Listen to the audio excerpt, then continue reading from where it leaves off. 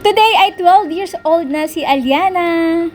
Kaya naman nag-arrange tayo ng simpleng handaan para sa kanyang buong class sa class 6 ng simpleng pizza at napakasarap na cake. Actually, a day before ko to in-arrange kasi naman dito sa Bangladesh ay 11 AM na nag-i-start or nagbubukas yung mga fast food chain dito. Pati na rin nga pala yung mga mall dito at yung mga talagang store na mga damit at iba-iba pa, 11 AM talaga sila nagbubukas. Kaya naman yung lunch time ni Aliana sa school ay 11:30 at kung ako ay order na ko, malalate na talaga ako. Kaya naman one day before ko to in-arrange. So nalagay ko to sa ref, hindi ko pinakita kay Aliana para naman talagang surprise. Kinabukasan nga ay birthday na ni Aliana. Ayan, sinurprise ko siya ng happy birthday cake. At binalo niya na yan at hindi niya talaga alam na pupunta ako sa kanyang school para i-drop itong mga pizza at ng cake. Pero hindi na ako nakapasok guys kasi bawal. Kaya wala talaga ako maipapakita sa inyong picture at video kung paano nila ito kinain or sinelebrate sa school. At after that, kung ma-drop itong ating cake at pizza sa school ni Aliana, ay pumunta ko ulit dito sa magandang bakery shop at bumili ako ng mas magandang pang cake para naman i-blow niya mamaya pag-uwi niya galing sa school. Ganito talaga siguro mag-celebrate yung mga introvert, ano? Yung they are welcome naman sa bahay, pero alam niyo, yung parang nauuna yung hiya kung paano mo sila i-asikaso sa bahay at kung baka hindi nila magustuhan yung mga pagkain at kung ano-ano pa mga anxieties talaga na pumapasok sa isip ko. Kaya naman, since ako ay bata pa at si Aliana rin, ay mas gugustuhin ko na lang talaga na i-celebrate ito with family. Bumili nga rin pala ako ng mga munting regalo at yung paborito ni Aliana na ito, carbonara. Simple lang yung handa namin at para sa bahay namin din ay umorder din ako sa labas sa mga biryani at kung ano-ano pa.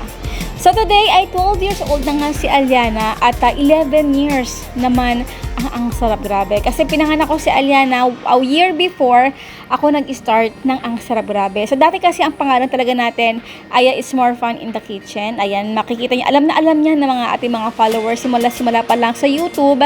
At simula nung tayo ay nag-Facebook page o nagkaroon na ng monetization sa Facebook page, ay pinalitan ko na ito ng ang sarap, grabe. Para naman talagang Filipinong-Filipino. At after nga ni Aliana sa school, ay sinurprise ko siya ng ating munting regalo. At natutuwa ako kay Aliana kasi hindi niya na-expect or yung puso niya, nakikita ko na kahit anong regalo na binibigay ko sa kanya ay tuwang-tuwa na siya.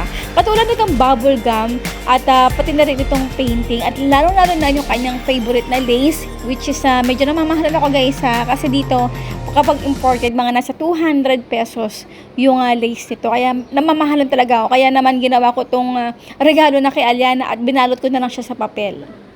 Nakita ko na tuwan-tuwa siya at nasasiyahan ako kasi hindi siya katulad ng ibang mga sa social media na rin na ang basihan ng pagsaya or pag-accept ng mga regalo ay alam mo yun, yung nakikita natin na magiging masaya yung isang tao kapag magkano ang presyo nito or yung kamahalan ng item na nabili natin. Kaya naman I'm so proud again sa sarili ko na napalaki natin si Aliana na humble at grateful, thankful kung ano may mga natatanggap niya. At after niya na nga na mabuksan yung kanyang regalo, kumain siya agad ng carbonara.